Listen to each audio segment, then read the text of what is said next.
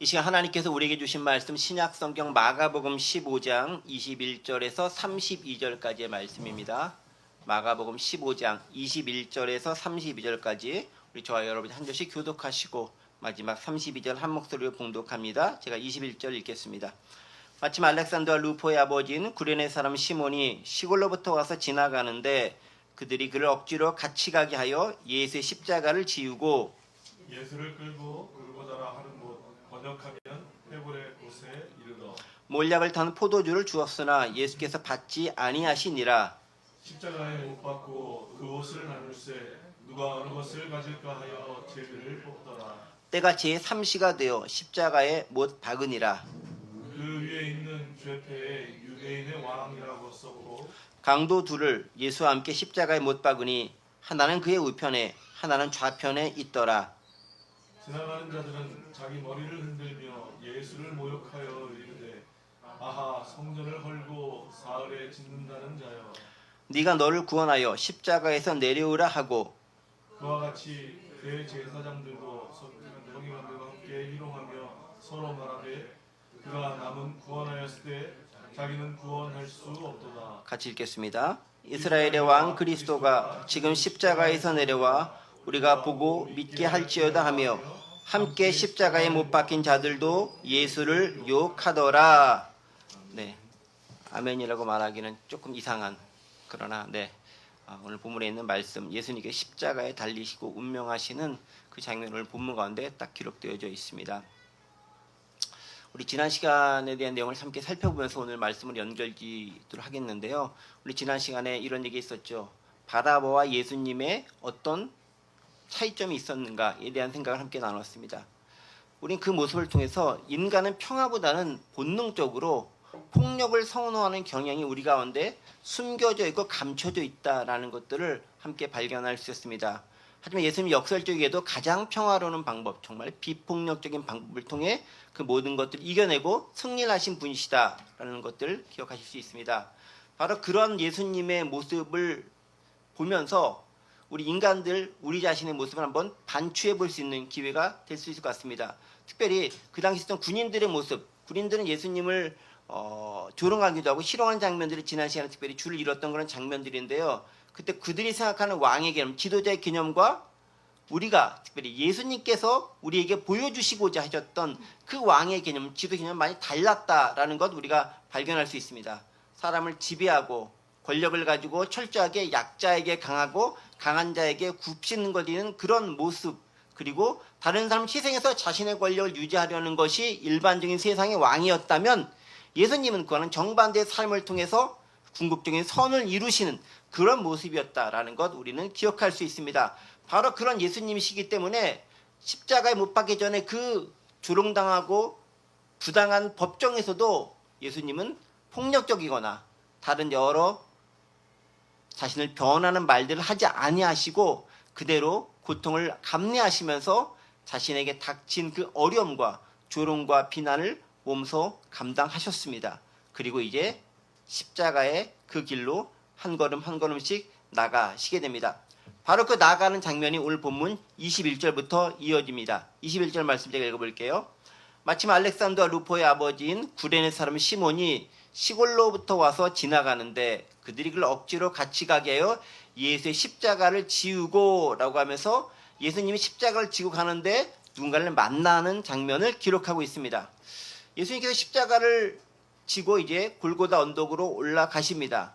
자기 십자가를 지고 가는 모습이 우리는 어렴풋이 눈에 그려볼 수 있고요. 또 우리가 많이 봤던 영화 등을 통해서 우리는 짐작해 볼 수 있을 것입니다. 자, 그런데 예수님은 십자가를 지고 가는 것이 쉽지 않은 상황이었습니다. 왜 그랬을까요?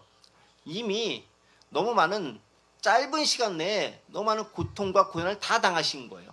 예를 들면 그 전날 제자들과 유월절 초에 만찬하셨고 그 다음에 밤새도록 겟세마네 동산에서 기도하셨죠. 다 진을 빼는 일이에요. 그리고 이제 바로 붙잡히셨죠. 그리고 신문당하고 그리고 채찍질 당하고 매질 당하고 조롱 당하고 그리고 와서 바로 지금 넘겨지는 상황이기 때문에 그 채찍질 몇 대만 맞은 것만 가지고도 사람이 견딜 수가 없는데 거기다가 이제 자기 십자가를 지고 형장까지 가야 되는 거예요. 근데 로마 시대 법이 십자가형을 받은 사람들은 자기가 그 십자가를 지고 가는 게 그들의 법이었기 때문에 십자가 무게가 글쎄 얼마큼 되는지 정확히 모르겠지만 뭐 한 학자들에 따라서 한 20kg부터 좀 더 된다는 사람도 있고 어느 정도 그 되는 십자가를 지고 가야 되는 거예요. 그런데 그 기진맥진한 상태에서 지고 가는 것이 결코 쉬운 것은 아니겠죠. 그러니까 몇 발자국 가지 못해서 쓰러지고 넘어지고 그러셨을 거예요. 그러다 보니까 누군가 그 십자가를 대신 짊어지게 할 사람이 필요하다라고 군인들이 판단을 했겠죠. 그러면서 눈에 띈 한 사람을 탁 잡아칩니다. 그 사람이 누구죠? 21절에 있는 알렉산더와 루포의 아버지인 구레네의 사람 시몬이라는 사람입니다. 시몬이 이 사람 이름이겠고 구레네는 이 사람의 출신 지역을 의미하는 그런 단어가 되어 있습니다. 구레네가 어디냐면은 지금의 리비아의 수도 트리폴리 정도쯤 되는 그런 지역이 구레네라는 그런 곳입니다. 이곳은 사실은 많은 디아스포라 유대인들이 살고 있었던 곳이었기 때문에 그곳에 있었던 유대인들이 이제 명절이 돼가지고 예루살렘에 소위 말해서 성지순례 같은 차원으로 예루살렘에 이제 제사 드리고 6월절 명절 지내기 위해서 많이 올라오는 길이었고 또 올라온 사람들이 그곳에 많이 있었겠죠. 그렇게 시골에서 올라온 그 사람 중에 한 명이 구레네 사람 시몬이라는 사람이었습니다. 자, 그런데 오늘 본문을 보면 시몬의 출신을 얘기했을 때 구레네 사람 시몬이라고만 얘기하지 않고 또 뭔가 앞에 수식어가 있죠. 뭐가 있습니까? 네, 여기 보면 알겠지만 알렉산더와 루포의 아버지인 구레네 사람이라고 얘기합니다. 이거 왜 굳이 집어넣었을까요? 그렇죠. 뭔가 중요한 게 있으니까 집어넣겠죠. 이제 자꾸 이제 부르니까 역시 잘 아시는 것 같아요. 네, 그렇죠. 그냥 구레네 사람 시몬이라고 다른 복음서는 적혀 있어요. 실질적으로. 여러분 그 마태복음이나 누가복음 보면요. 이들의 이름이 기록되어져 있지 않아요. 실제로 보면은. 마가만 유일하게 기록되어 있습니다. 예를 들면 좀 보시면은 마태복음 21장 32절도 똑같은 구절인데요. 나가다가 시몬이란 여기 있죠. 구레네 사람을 만나며 그에게 예수 십자가를 억지로 지어 가게 하였도다. 여기는 구레네 사람인데 이름 없죠. 그 다음에 누가복음도 보세요. 23장 26절 그들이 예수를 끌고 갈 때 시몬이라는 구레네 사람을 시골에서 오는 것을 붙들어 그에게 십자가를 위해 예수를 따르게 하더라. 여기 보면은 알렉산더 루퍼라는 이름이 없어요. 그러니까 마태나 누가는 굳이 기록하지 않은 거죠. 또 왜 마가만 기록했을까요? 마가는 특별히 이렇게 뭔가 장황하게 하는 거 별로 안 좋아하고 무척 심플하게 기록하는 게 마가의 특징인데 왜 굳이 했을까요? 그건 제가 설명해 주는 게 제 이제 의무인 거죠. 네. 그러라고 제가 있는 거죠. 네. 그렇죠. 네. 기다리고 있습니다. 마가복음은 그 대상이 로마 사람들을 향해 쓴 책입니다. 로마 사람. 그러니까 로마 사람들이 봤었을 때 마가가 쓴 내용 중에 누군가가 언급되어 있으면은 되게 반갑거나 또 아는 사람이 나왔을 때 유익한 경우가 있다라는 거죠. 뭐냐? 이 구레네 시몬의 아들들인 알렉산더와 루포라는 사람이 로마 교인들에게서 무척 유명하거나 무척 영향력을 끼치는 인물이었을 가능성이 많이 있습니다. 실제로 그래요. 실제로 그런 걸 알 수 있습니다. 어떻게 알 수 있느냐? 여러분 그 로마서 16장 13절에 있는 말씀들을 좀 함께 보겠습니다. 로마서 16장이면 무슨 얘기겠습니까? 바울이 로마에 편지를 쓰고 나서 맨 마지막에 이제 문안인사 쭉 이렇게 열거하면서 언급한 장면이 로마서 16장에 나옵니다. 그러니까 바울이 로마 교회에 있는 성도에 쓴 편지가 로마서지 않습니까? 그때 심지어 10장에 이렇게 기록되어 있죠. 주 안에서 택하심을 입은 루포와 그의 어머니에게 문안하라. 그의 어머니는 곧 내 어머니니라 라고 기록하고 있습니다. 여기 누가 이름이 나오죠? 루포라는 이름이 나옵니다.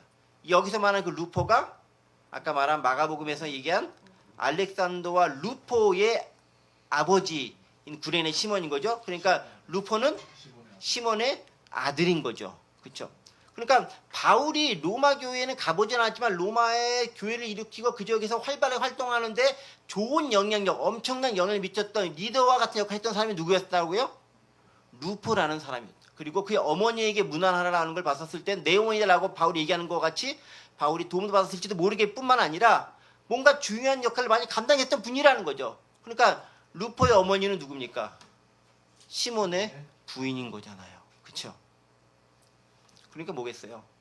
로마에 있는 성도들이 이 마감을 읽었을 때는 우리에게서 좋은 지도력을 형성하고 있는 그 귀한 분들이 예수님의 십자가를 지고 왔던 분의 자녀들이다라는 거예요. 얼마나 그들에게 그것이 자랑스럽고 또 감격적으로 다가오겠습니까? 이 본문에는 말씀을 읽으면서 십자가를 지고 갔는데 그 분이 바로 우리의 지도자들의 아버지였다라는 거예요. 그러니까 마가는 그걸 염두에 두면서 오늘 본문을 충분히 기록했을 거다라는 있다라는 것입니다. 자, 저는 이 부분에서 그런 생각을 했습니다. 그 말은 뭐냐면은 이 구레네 시몬과 그 집안이 이제 그냥 억지로 예수님의 십자가를 지고 갈 수밖에 없었지만 나중에 로마 교회에서 중요한 역할을 감당하는 인물이 되었다는 거잖아요. 그렇죠? 그 말은 뭐겠습니까? 구레네 시몬이라는 사람이 본인의 의지와는 관계없이 정말 얼마나 재수없네 하면서 내가 어쩌다 갈목 걸려가지고 이렇게 사형 죄인을 집행당하는 죄인의 십자가를 지고 내가 가야 되겠어라고 한탄하면서 정말 재수없네라고 하면서 자신을 그냥 이렇게 뭐라고 할까요? 그렇게 할 수 있었겠지만 바로 그 경험이 그가 예수님을 믿고 예수님의 귀한 제자가 되는 놀라운 계기가 되었다라는 거예요. 여러분, 우리가 교회에 나오고 신앙생활하게 되는 계기는 다 다양할 수 있어요. 마음의 동요에 있어서 자발적으로 나오신 분들도 계시고 그냥 모태신앙 때문에 어쩔 수 없이 처음부터 엄마 손에 이끌려서 나왔던 우리 선호나 우리 같은 애들도 있을 것이고 뭐 그렇게 오겠죠. 근데 또 어떤 경우는 정말 끌려 나오듯이 개 끌고 나오듯이 끌려 나와가지고 거기 좀 앉아 있어라고 해서 앉아 있어가지고 그렇게 신앙생활하는 사람이 있을 수도 있다라는 거예요. 그런데 그 사람이 나중에 어떻게 변할지 아무도 모른다라는 거예요. 그래서 우리가요 예배당에 들어 앉아 있는 것 자체가 사실 은혜인 거예요. 네. 이곳에서 얼마나 귀하고 아름답게 정성스레 잘 예배 드리냐라는 것들이 무척 중요하고 저도 강조하지만 그렇게 안 된다 할지라도 제 가장 친한 친구 중 한 녀석이 목사가 그런 얘기 가끔 해요. 예배당에 와서 졸더라도 자더라도 거기서 있으면 하나님께서 최소한 2, 30점은 줄 거야 라고 얘기했던 것을 저는 기억하고 있습니다. 뭐 2, 30점이 많은 점수는 아니지만 그런 하나님께서 어쨌든 보신다라는 거죠. 왜? 그 마음이 자발적이건 강압적이건 그것에 들어가 앉아있는 거잖아요. 그래서 졸더라도 와서 주세요. 아파도 와서 아프세요. 힘들어도 일단 와서 힘드시면 됩니다. 하나님은 그를 통해서 어떻게 역사할지 모르신다라는 것입니다. 억지로 끌려왔던 그래서 십자가를 지었던 오늘 재수없는 날이네 라고 외쳤을지도 모르는 그 사건이 로마 교회의 큰 지도자며 위대한 역할을 감당하는 인물로 만들어지는 계기가 되었다라는 것이죠. 그래서 우리의 어느 한순간도 하나님께서 그냥 보내시는 시간과 순간이 없습니다. 여러분들 여기 앉아 계시는 것 자체가 은혜고 계획과 섭리 가운데 있는 거예요. 신앙이 얼마나 깊고 안 깊고는 나중 문제인 거고 그 자체가 귀하고 아름다운 것이다 라는 생각을 가지고 여러분들은 있으셔야 된다는 것입니다. 어쨌든 여러분 주위에 예배 안 나오고 교회 안 나오는 사람들 일단 끌고 오세요. 졸더라도 앉아있는 게 은혜가 될 수 있다 기억하시기 바랍니다. 자, 그렇게 구레네 시몬을 통해서 어디까지 갑니까? 골고다라는 곳에 가죠. 22절 예수를 끌고 골고다라 하는 곳 번역하면 해골의 곳에 이르러라고 골고다라는 곳에 갑니다. 골고다라는 말이 무슨 얘기냐면 이게 그 일종의 가차자 같은 건데요. 아람어 즉 히브리어 음역으로 만들어진 단어인데 해골이라는 뜻을 가지고 있습니다. 근데 우리가 이 골고다라는 단어와 똑같은 단어가 무슨 단어가 있냐면은 라틴어로 갈보리라는 단어가 있죠. 골고다, 갈보리 똑같은 말이에요. 갈보리 산 위에 십자가 섰으니 할 때 그 갈보리나 골고다 언덕의 그 골고다나 똑같은 단어예요. 다른 지명이 아닙니다. 이 성경에 나타나고 있는 다른 것들 때문에 우리가 알고 있는 교회 전통의 다른 어휘 때문에 헷갈릴 수 있는데 골고다와 갈보리 다른 것 아니야? 똑같은 걸 얘기하는 거예요. 그런 거 많죠? 갈릴리 호수, 게네사렛 호수, 디베리아 다 똑같은 곳이라는 거죠. 네, 그걸 아셔야 됩니다. 신앙생활 한 30년 했는데 어디 가서 이거 다른 곳 아니 이렇게 얘기하면은 창피한 거예요. 기억하시리라고 말씀드립니다. 어쨌든 근데 왜 골고다 그 해골의 곳이라는 이름이었을까요? 많은 사람들이 거기서 십자가 처형을 당했을 수도 있고 또 이제 그곳 그 지역 모양이 해골처럼 생겼을 수도 있습니다. 어느 곳인지 모르겠지만 어쨌든 그런 명칭을 가진 상당히 안 좋은 의미의 어쨌든 사형 집행이 이루어진 것이니까 뭐 좋은 의미는 아니겠죠. 그런 지역이었다라는 것입니다. 그것을 예수님께서 지금 십자가를 지고 올라가시게 됩니다. 그리고 지금 올라가셨죠. 다 올라간 다음에 어떤 일이 발생합니까? 23절부터 보겠습니다. 몰약을 탄 포도주를 주었으나 예수께서 받지 아니하시니라. 십자가에 못 박고 그것을 나눌세 누가 어느 것을 가질까 제비를 뽑더라. 25절 때까지 삼시가 되어 십자가에 못 박으니라. 자, 여기서 주어는 누구일까요? 지금 누가 이거 다 하고 있는 거죠? 자, 대상은 누구예요? 이걸 당하는 사람은 예수님이 당하는 거예요. 그럼 누가 이렇게 하고 있어요 지금? 누구요? 군인들이 하고 있는 거죠. 군인들이. 지난 시간부터 이어졌던 그 군인들, 실용하고 매질하고 끌고 왔던 그 군인들이 지금 계속 그들이 주어로 사용돼서 지금 오늘 본문까지 계속 등장하고 있는 거예요. 그런데 오늘 본문들은 주어가 막 생략되어져 있어요. 한국말 보면은. 그 주어가 없어요. 가만 보면은. 그렇죠? 몰려가 딱 포도를 주었으나 누가 주었단 말이 없잖아요. 근데 영어 성경을 보면은 they라고 그들이라고 되어 있어요. 그들은 누굽니까? 원래 예수님을 핍박하고 조롱하고 실행했던 그 군인들을 지칭하는 말입니다.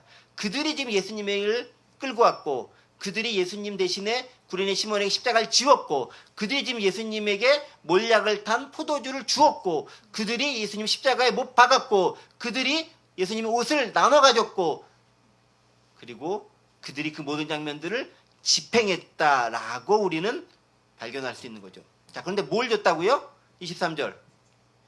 몰약을 탄 포도주를 주었다. 몇 가지 장면이 나오죠. 23절은 포도주를, 24절은 또 뭐가 나오죠? 십자가에 못 박고 그것을 나누었다. 그리고 제비 뽑았다. 라는 말이 납니다. 왜 특별히 이런 장면들이 기록되어 있을까요? 그냥 십자가에 딱 못 박아버리면 깔끔하잖아요. 또 왜 이런 게 있을까요?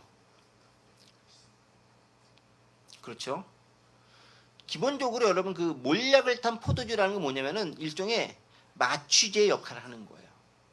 포도주에다가 몰약이라는 것이 일종의 마취 역할을 하는 그런 것이고 오늘 보면 마가복음 몰약이지만 이제 누가나 마태복음에는 이게 쓸개라고 되어져 있어요. 그러니까 쓸개나 몰약이나 똑같은 역할을 하는 이제 그런 일종의 그 약재와 같은 거죠. 이렇게 마취시켜 가지고 고통을 좀 덜어주려고 하는 그 역할을 하는 게 이제 몰약이나 쓸개입니다. 근데 그냥 줄 수 없으니까 포도주에 타가지고 마시게 하는 거죠. 그러니까 나름대로 사형수들에게 최대한 은혜와 자비를 베푸는 행위가 몰약이나 쓸개를 타서 포도주에 타서 막 먹고 마시게 하는 거예요. 나름대로 자비로운 행동을 하는 거죠. 예수님께서 받으셨다? 안 받으셨다라는 거예요. 안 받으셨다. 왜 안 받으셨을까요? 예수님은 당신에게 오는 그 고난을 직접 몸소 다 체험하시는 거예요. 하나도 요령 피우거나 대충 하거나 피하거나 하지 않으십니다. 그대로 다 감당하시는 거예요. 전공법을 그대로 나가시는 거죠.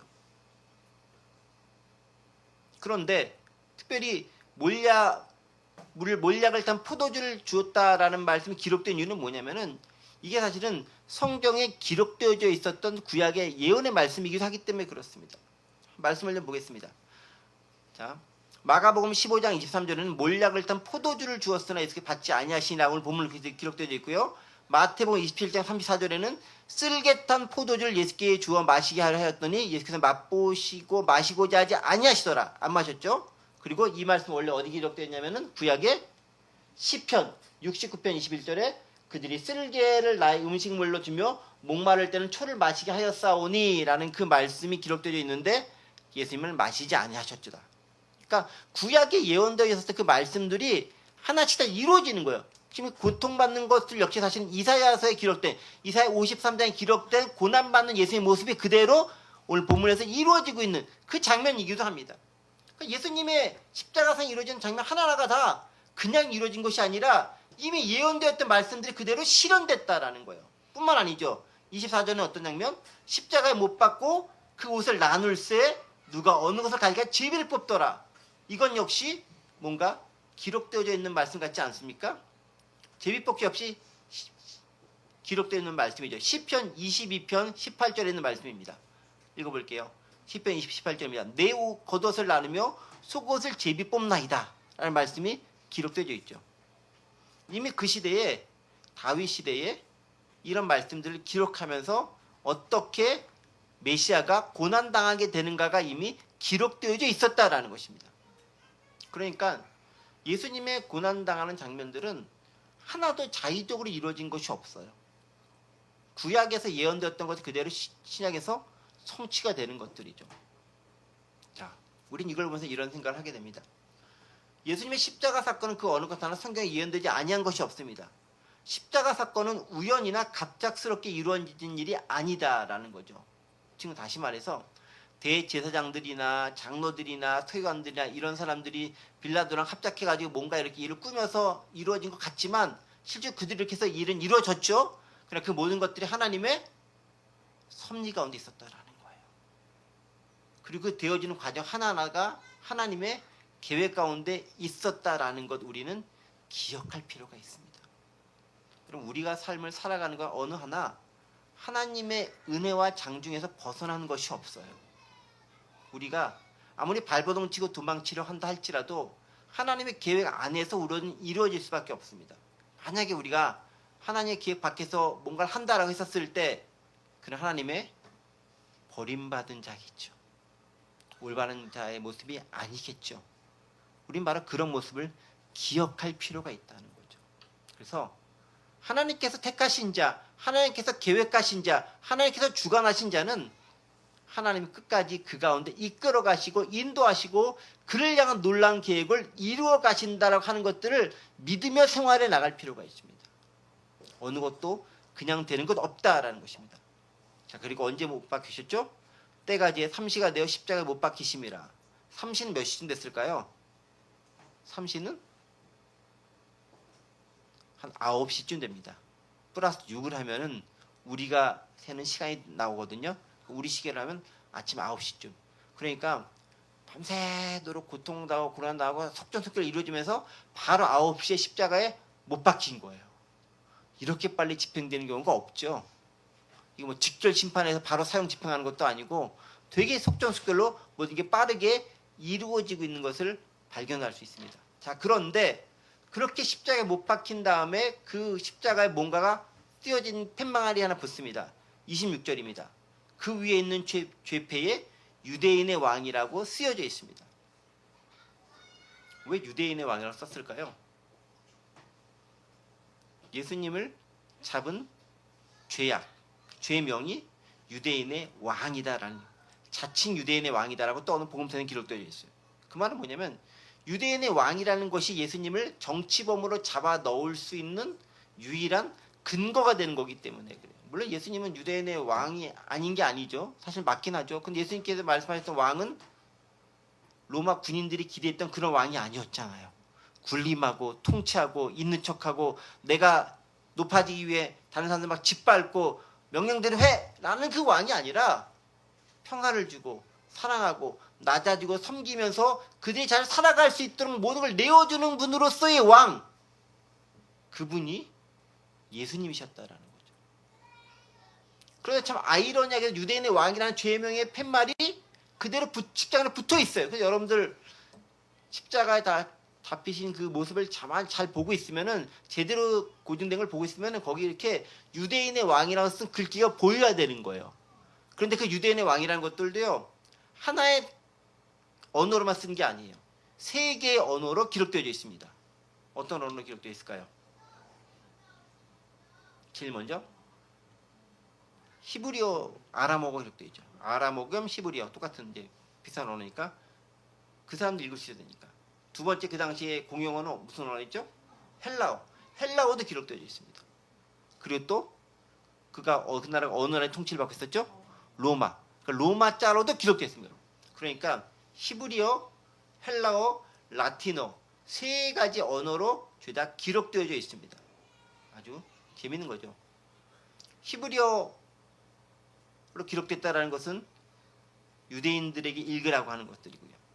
헬라어로 기록됐다는 것은 그 당시 공용어가 헬라어였기 때문에 모든 사람도 알 수 있다는 것이고, 또 라틴어는 로마의 지배가 있었기 때문에 그 로마의 통치가 있다는 것을 상징적으로 드러내는 것이겠죠. 그러니까 히브리어는 사실 종교를 상징하는 거기도 하고, 헬라어는 문화를 상징하는 것이기도 하고, 라틴어는 정치와 법을 상징하는 것이거든요. 그 모든 걸 통틀은 걸 가지고 예수님이 유대인의 왕이다라고 전 세계에 공포하는 거예요. 유대인만의 왕이겠습니까? 전 세계의 왕이 되신 것이죠. 바로 그러한 모습을 통해서 그들은 조롱과 비하의 의미로 예수님을 잡아놓고 십자가에 못 박고 유대인의 왕이다라고 그렇게 못 박았지만, 바로 그 모습이 실제로 영적으로 그리고 타당하게 유대인뿐 아니라 전 인류의 왕으로서 예수님의 모습을 우리는 발견할 수 있게 되었다라는 것입니다. 바로 그게 오늘 우리에게 주는 놀라운 은혜의 말씀이겠죠. 오늘 말씀을 좀 정리하겠습니다. 뒷부분은 시간이 많이 흘렀기 때문에 다음 시간에 이어서 하도록 하겠고요. 예수 그리스도의 십자가에 못 박히심은 어느 하나 그냥 이루어진 것이 없습니다. 하나님의 계획과 은혜의 섭리 가운데 이루어진 것입니다. 우린 그것을 기억할 필요가 있습니다. 그리고 그 모습 가운데에서 우리가 어느 것이든 관여되어져 있다면 하나님은 그것을 통해서 우리를 귀하고 아름답게 사용할 수 있습니다. 문제는 우리가 그 하나님의 계획과 은혜를 깨닫고 그 안에 순종하고 복종해 나가느냐, 아니면 떨어져 나가고 내 마음대로 삶을 선택하느냐에 따라 달려있는 것이겠죠. 마치 다음 시간에 보겠지만 좌우편 두 강도가 하나는 구원을 받고 하나는 구원받지 못하는 것처럼 그 선택과 옵션의 상황 가운데서 어떤 것이 우리 가운데 놓여있고 선택하는가에 따라서 달라질 수 있다는 것입니다. 예수님의 십자가, 누굴 위한 십자가였는지 다시 한번 기억해 보시면서 그 의미가 우리에게 어떻게 다가오는지 생각하시면서 또 한 주간 살아가실 수 있는 저와 여러분들 되시기 원합니다. 기도하겠습니다. 은혜와 사의 하나님 아버지 감사합니다. 오늘 특별히 예수 그리스도의 십자가에 못 박힌 장면을 다시 한번 생각해보고 묵상해 봅니다. 우리를 위한 십자가, 그리고 우리를 위해 골고다에 오르신 그 발, 하나님 그 모습이 헛된 것이 아니라 진심으로 온 인류와 우리와 우리 후손들 위한 놀라운 은혜의 계획이었음을 고백합니다. 그 안에 우리가 언제 쓰임받게 도와주십시고 하나님의 의를 위해 사용될 수 있도록 역사하여 주옵소서. 감사드리며 예수 그리스도의 이름으로 기도하옵나이다. 아멘.